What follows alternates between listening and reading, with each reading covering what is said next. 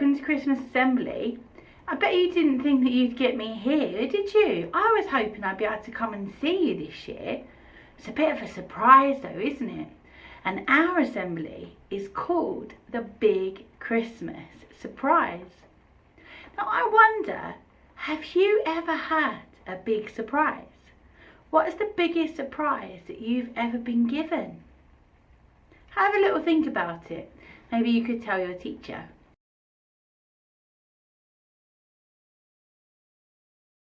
Christmas in general is quite surprising, isn't it? There's lots of surprises whether or not you're celebrating it. Maybe it's going to snow, maybe it's not, that's a surprise. Maybe you might get gifts. They're always surprising, aren't they? And you know what, even if you're not celebrating it, people are generally off work, so maybe your relatives, your uncle, auntie, cousins, grandparents might drop in for a visit, and that could be a really big and good surprise as well. Some of you are opening advent calendars at the moment, and they're really surprising too, aren't they? When I was little, we never used to get chocolate in our advent calendars. We used to get a picture, and it used to be such a surprise. Which picture are we going to get today? Mum, I got a robin today. And the next day, I got a wise man. I'm so excited.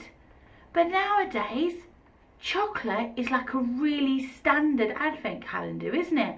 And lots of people have even bigger surprises in their advent calendars, like Lego pieces, stationery and toys. Do you know what though? As much as Christmas and the way we celebrate Christmas is surprising, I think the biggest surprises of Christmas come in the Christmas story. You might have heard the Christmas story before, and you might have heard it loads and loads and loads of times. You might not think there's any surprises left in the Christmas story. But you know what? If you look through it, every single character in that story gets or gives a massive surprise. So we're going to go through it. I'm going to tell you the story again. You probably know it off by heart. But we're going to go through it. And every time somebody has a surprise, it's going to be hiding behind a special Christmas surprise egg. Let's go through it and see how many surprises we can see.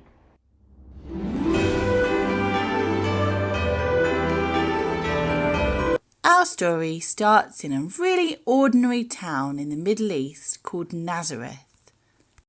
The first character we'll meet is a young lady called Mary. There wasn't anything particularly out of the ordinary about her either. She was just a very normal young woman. And then one day, something really extraordinary happened to her. An angel visited her from God. That was a surprise in itself, but the angel had a really big surprise for her. Here's the surprise that the angel gave Mary. I wonder if you can guess what's behind it. To Mary from the angel Gabriel. Well done if you got that right. The angel told her that she was going to have a baby boy. And not just any baby boy. This baby boy was going to be really special. He was going to be the promised Messiah, the Son of God. Now the next person to have a really big surprise in our story was Joseph. Joseph was Mary's fiancé. That means they were planning a wedding. They were going to get married. And maybe they were going to start a family one day, but not right now. They were probably going to wait until after the wedding to do that and settle down a bit. So Mary had to visit Joseph with a big surprise. You've guessed it. Mary told Joseph that he was going to be a dad. Now, some people take surprises really, really well. They like surprises. Joseph wasn't such a person with this surprise. He was going to dump her. He was going to make plans to call off the wedding. He said, Mary, I don't want to marry you anymore. I'm going to divorce you quietly. It was so sad for Mary. Luckily, the angel Gabriel was back to save the day and appeared to Joseph in a dream, explaining that this baby was really special and his job was to first of all calm down and second of all support Mary in raising the child. So all was going really, really well. The wedding was back on. And then what should happen but the government stepped in and complicated everything and ruined it. Oh, that never happens, does it? Everyone meet Caesar. Caesar Augustus, the Emperor of Rome. Nazareth was part of the Roman Empire at that time, and Caesar had a surprise for everyone. Dear everyone in the country, love from Caesar. What could be behind this egg? What do the government always ask adults for, it seems? That's right, it's a big, ginormous tax bill. Caesar wanted money from people. But the problem was he didn't know how many people even there were in the country at that time because there was no internet, no computers. It was really difficult to count people. So what he did, he sent everyone back to the town that they were born in so that they could register and then he'd know how much tax he needed. For Mary and Joseph, that meant going back to Joseph's hometown called Bethlehem. So they set off. It was a really, really long journey. And I don't know if you've ever been on a really long walk, but if I've ever been on a really, really long walk and I get to where I'm going, the first thing I want is a cup of tea, maybe a meal, maybe a sleep. And if you've got a hotel with good sky channels and a swimming pool or spa, then that's even better. So Mary and Joseph set about finding such a place. But the problem was everyone else went to Bethlehem that day as well because they'd all been sent back by Caesar. So there was nothing available. They knocked and they knocked and they knocked until one kind innkeeper had a surprise for them. Does anyone know what the innkeeper offered them? That's right. He offered them somewhere to stay outside. Maybe it was a stable or a cave with animals in it. It wasn't perfect. And, if you've ever been on a farm, you will know that animals are noisy and they're smelly. They don't make particularly good roommates. But it was somewhere warm and dry. And that night, Jesus was born.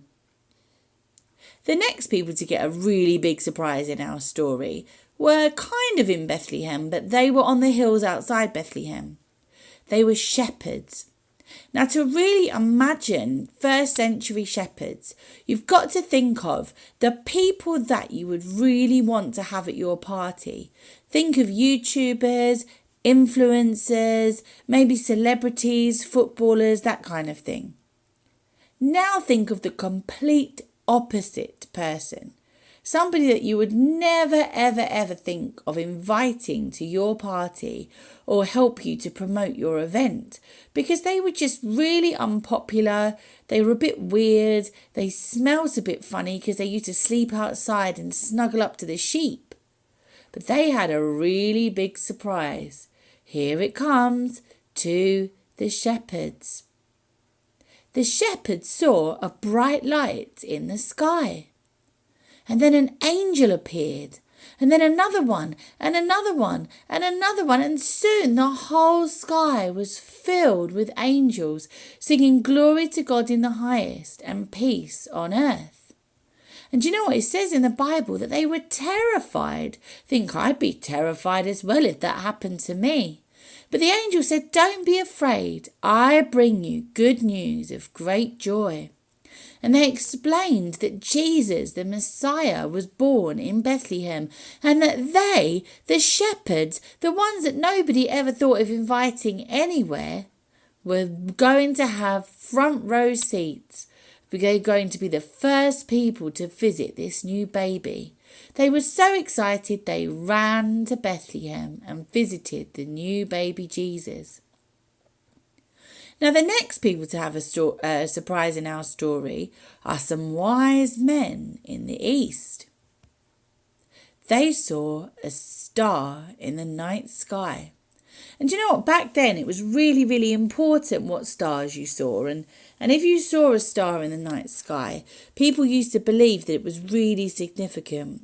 And they knew that somebody special had been born, and they had to go and find this baby and worship him and give him some presents. So they got to Bethlehem after probably about 2 years.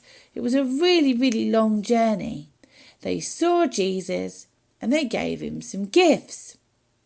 Now, I don't know what you would bring a baby. Maybe you've been to visit a baby and you gave that baby a present. Wise means clever or thinks things through. So you'd think they'd bring a wise gift, wouldn't you?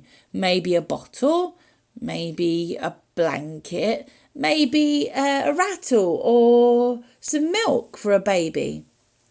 But do you know what? They didn't bring any of that. Let's see what they did bring. To Jesus, love from the wise men. What on earth is that? That doesn't look like anything you get in a baby shop, does it? Well, it's gold, frankincense and myrrh. They might seem like really funny gifts to give a baby, but they had their meanings to them. Gold, because they believed Jesus was a king. Frankincense, which is something that you burn when you're praying. Lots of people in lots of different religions burn incense. Maybe you do at home.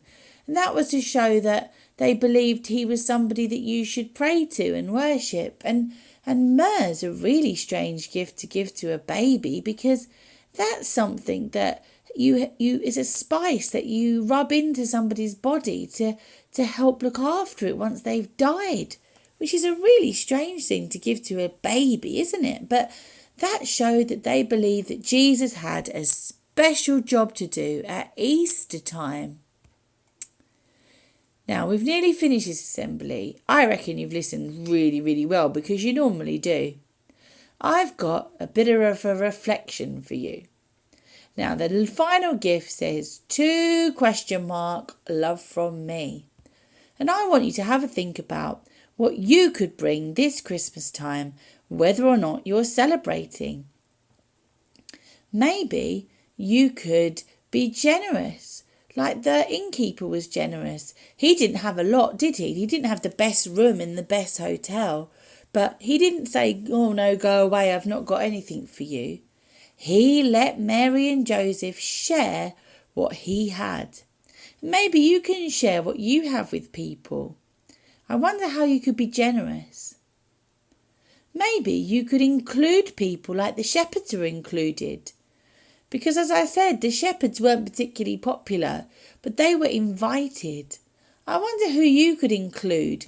Maybe somebody that's having a bit of problems with their friends. Maybe you could include them in your games. You could invite them to your party or something like that. Or maybe you could go out of your way for somebody like the wise men did for Jesus, because that was a long old journey. But they didn't say, oh no, I'm busy tonight. I've got a film I need to see at the cinema, or I'm going to play football with the boys. Nope, they set out and they went out of their way to do something for someone else. I wonder how you could go out of your way this Christmas. Well, that's the end. But have a think about that, and I'd really like to wish you a Merry Christmas and a Happy New Year.